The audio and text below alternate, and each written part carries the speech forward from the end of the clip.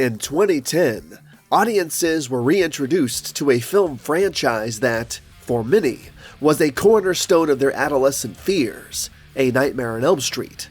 This wasn't the original terrifying tale from the 80s that many of us grew up with. Instead, it was a modern take on the original legend, and in this new version, there was almost a revolutionary shift in the narrative that was teased but never fully realized. Picture this: Freddy Krueger, the infamous nightmare that haunted our dreams with his burned face and razor fingers, might have been an innocent man. A man who was, tragically, wrongfully accused and met a violent end for crimes he actually never committed. The film hinted at this possibility, and for a moment, as an audience, we were caught in a whirlwind of doubt, sympathy, and confusion. However, as the story unfolds, this tantalizing idea of an innocent Freddy Krueger is pulled away from us. It turns out to be a mere deception, a game Krueger himself played.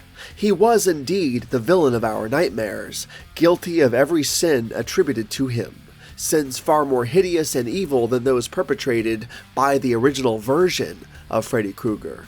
Because while the original version was a child murderer, the 2010 reinterpretation of the character was also a straight-up pedophile, in addition to being a child murderer as well.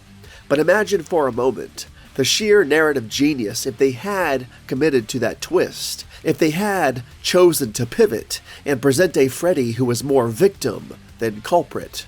This would not only have breathed fresh life into an age-old tale, but it would have also offered a completely new perspective on the entire franchise. Freddy Krueger, no longer just the monster under our beds, but a tragic figure, framed and vilified, seeking justice in the only way he knew how.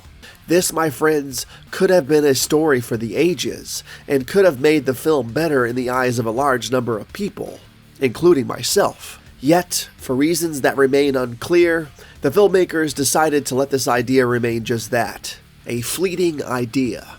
They used this potential game-changing twist as nothing more than a distraction, a red herring to momentarily shake the audience. In my humble opinion, it was a missed opportunity of epic proportions. They had a chance to not only reimagine, but redefine a classic for a whole new generation.